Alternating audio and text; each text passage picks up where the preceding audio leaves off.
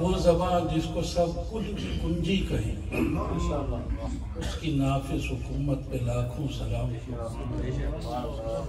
کل جہاں ملک اور جو کی روٹی غذا، اس شکم کی قناعت پہ لاکھوں سلام، کاش محشر میں ان کی آمد ہو اور بھیجیں سب ان کی شوکت پہ لاکھوں سلام۔ معزز سامعین اور حاضرین، اور جہاں تک میری آواز پہنچ رہی ہے، السلام علیکم ورحمۃ اللہ وبرکاتہ۔ بہت بہت مبارک ہو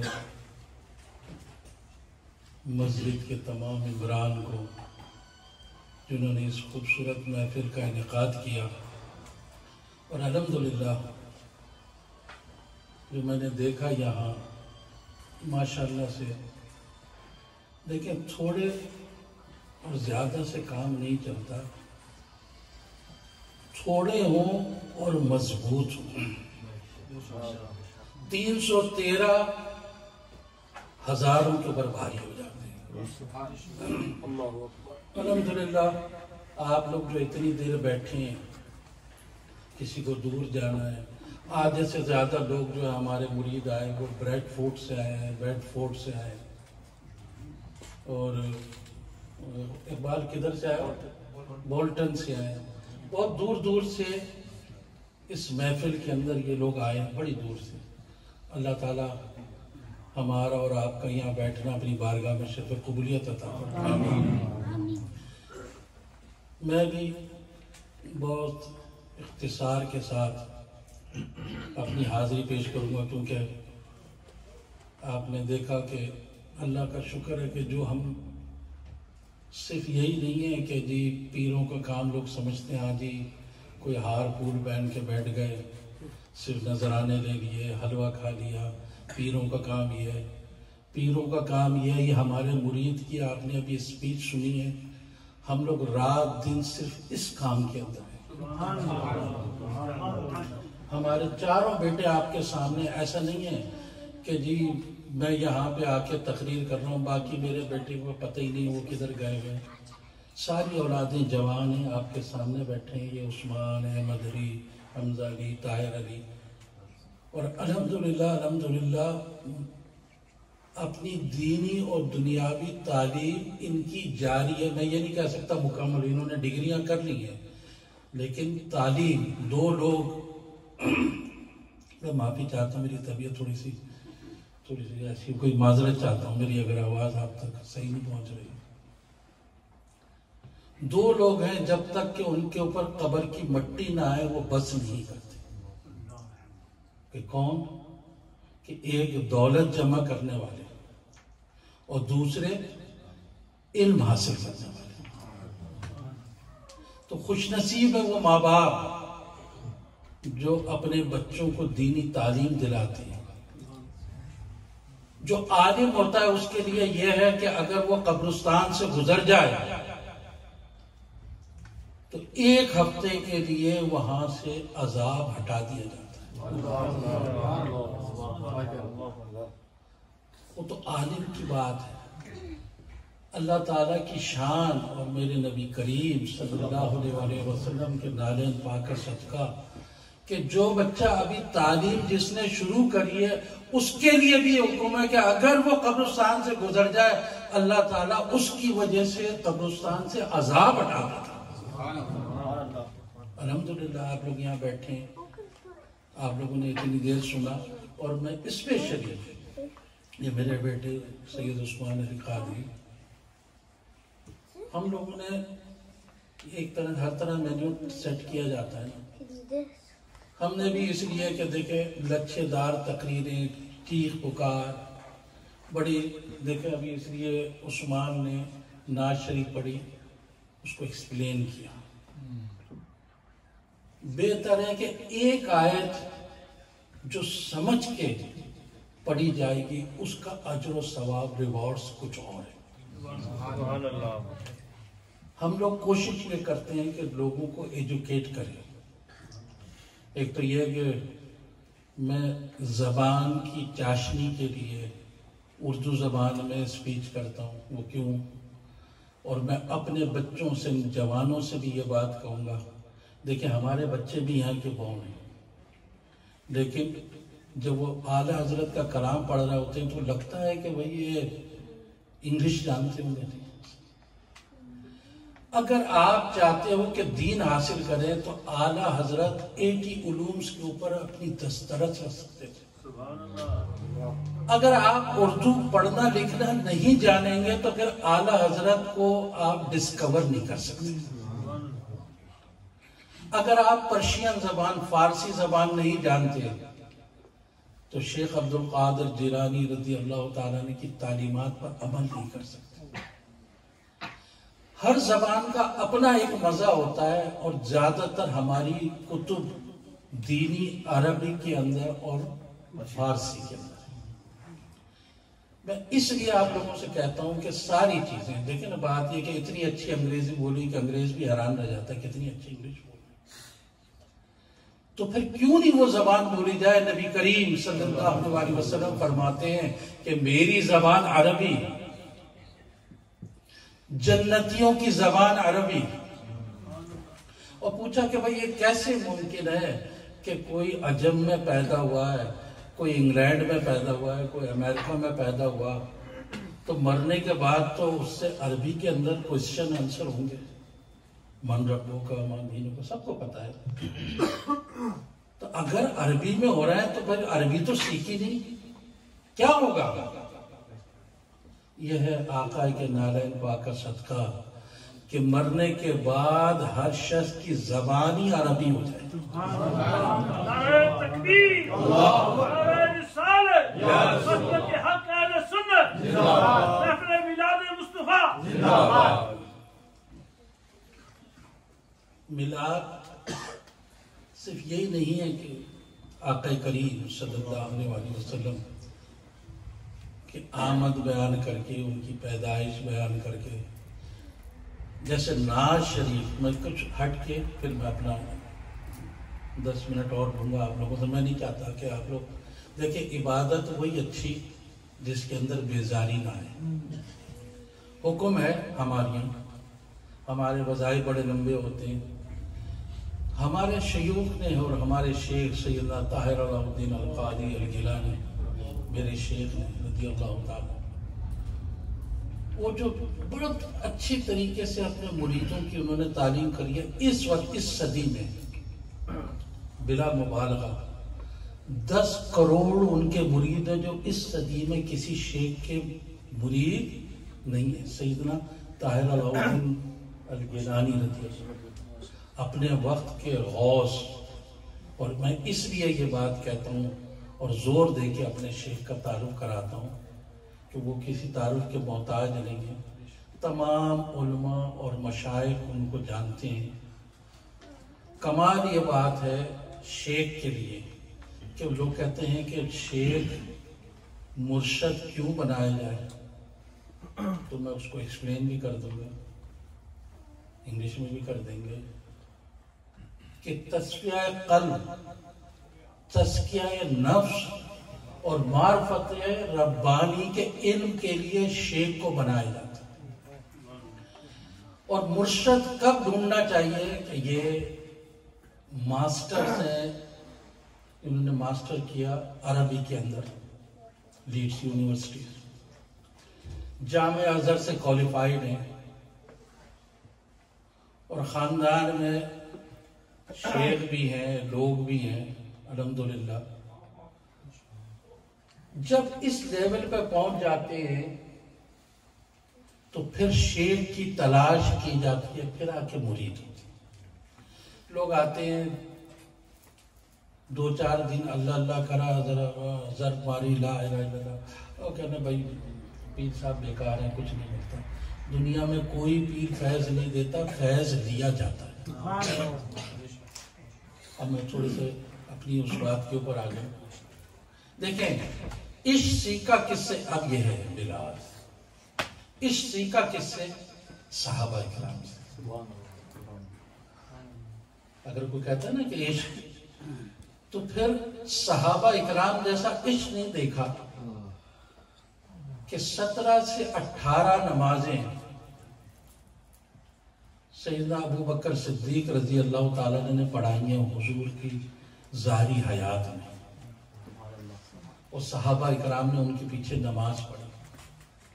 میرے آقا 2 قبیلوں کے درمیان کچھ معاملات ہوئے تھے، ان کی صلح کرانے گئے ہوئے اور نماز کا ٹائم ہے، سیدنا ابو بکر صدیق رضی اللہ تعالیٰ نے امامت کے لیے کھڑے ہو گئے۔ نماز ہو رہی ہے، اب اس کے اندر مسئلہ میں نے بتانا، یہ سنا ہوگا آپ نے واقعہ، سارے سنے ہوئے ہوتے ہیں، بار بار اس کو اس لیے ریپیٹ کیا جاتا ہے کہ آپ کا ایمان تازہ ہو جائے۔ نماز ہو رہی ہے، لوگ کہتے ہیں نا پھر وہی بات، سلفی کہتے ہیں او جی ہماری نماز ہے، بس ہم لوگ تو نماز اس کی پڑھتے ہیں۔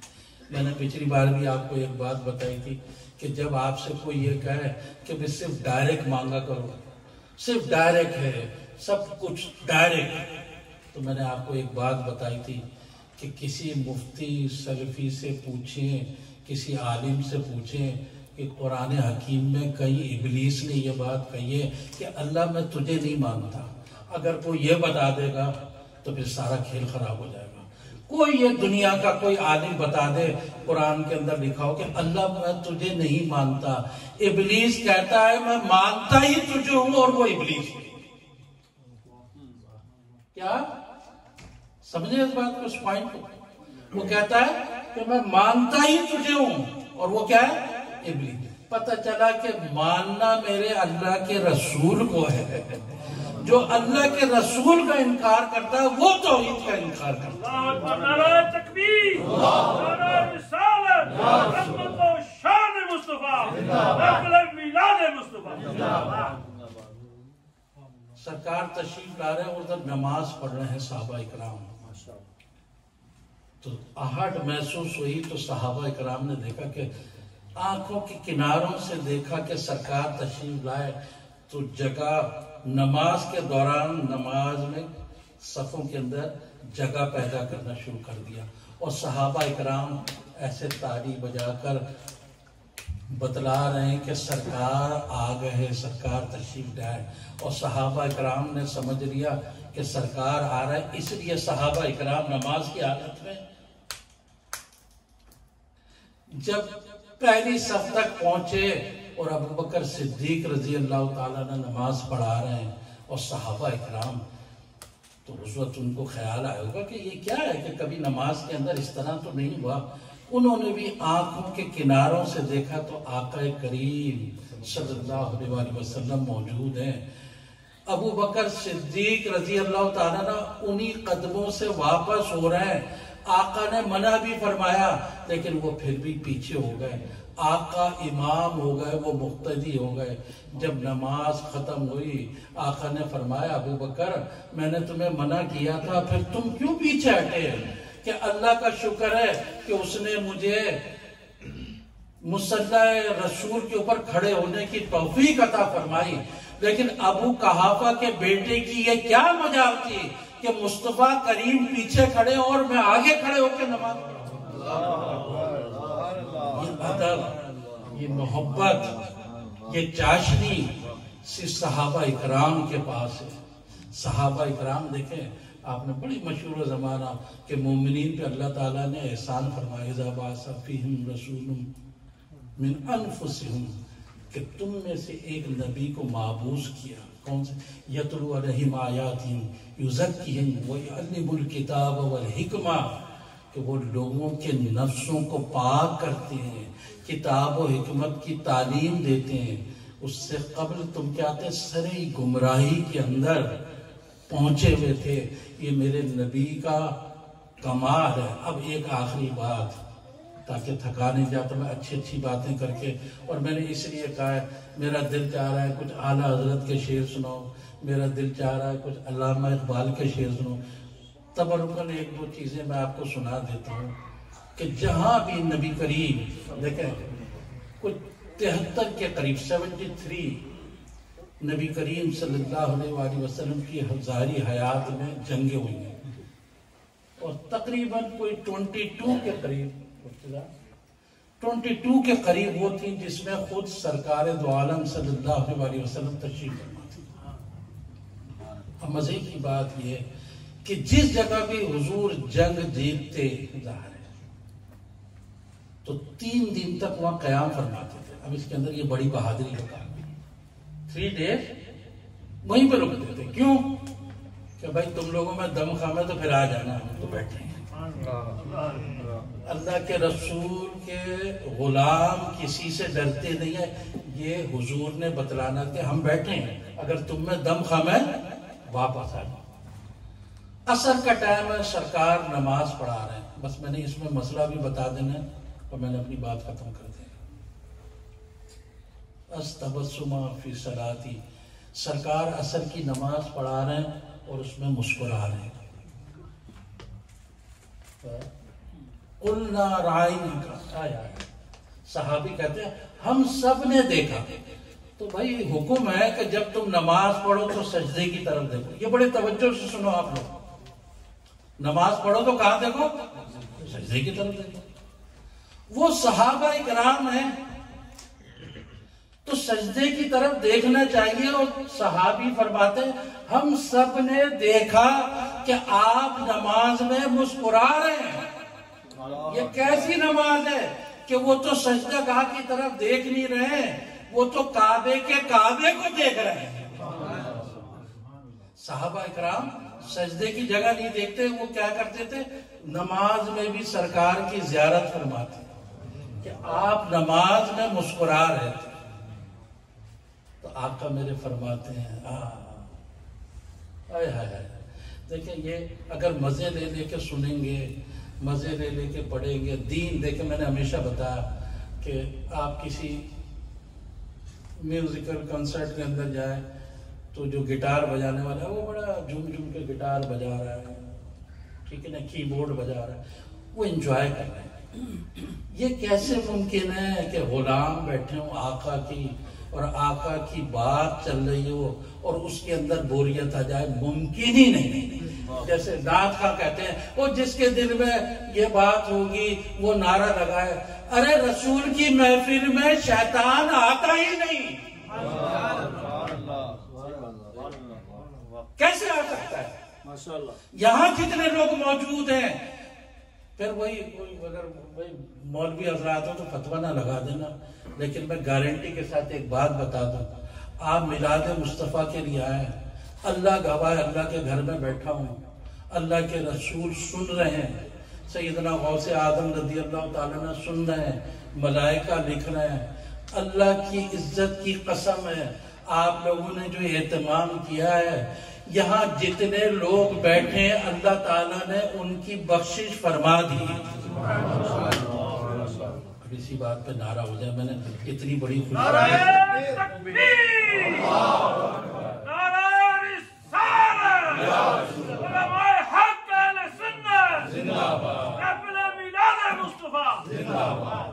یہ نعرے ایسے نہیں، میں نے بتایا نا کہ صحابہ کرام فرماتے ہیں کہ جب تلوار چلا چلا کے ہمارے ہاتھ شل ہو جاتے تھے، اٹھتی نہیں تھی تلوار، تو پھر ہمارے ساتھیوں میں سے کوئی کھڑا ہوتا تھا، وہ نعرہ رسالت لگاتا تھا، ہمارے ہاتھوں میں دوبارہ سے طاقت آ جاتی تھی۔ تو تم لوگ بھی اتنا جھوم کے ایک نعرہ لگا، یا رسول اللہ،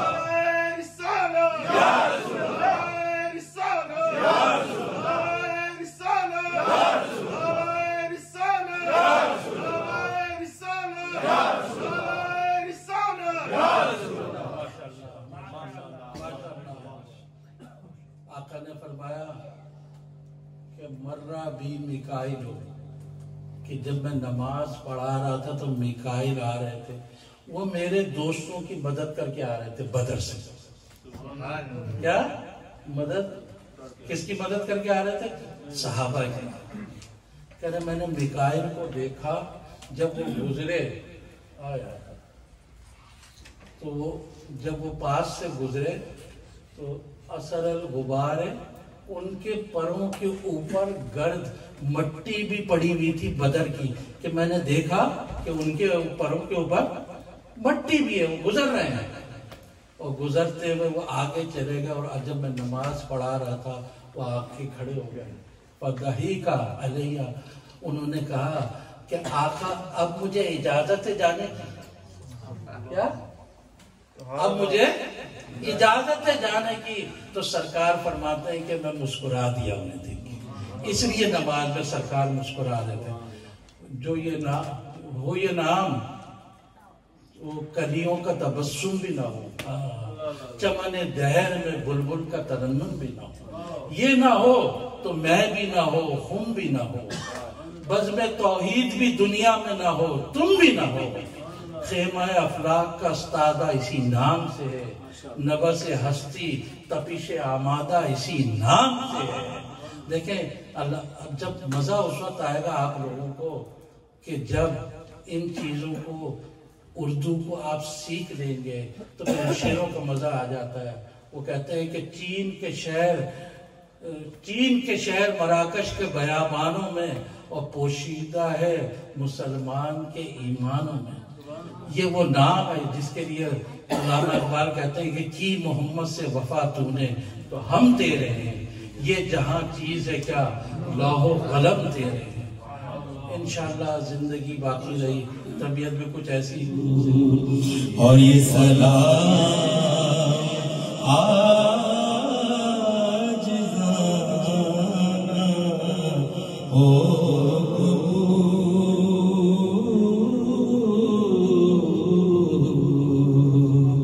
ماشاءاللہ ہمارے علی صاحب آئے ہیں اور آپ تمام حضرات کو کل کے جلوس کے لیے دعوت دے رہے ہیں۔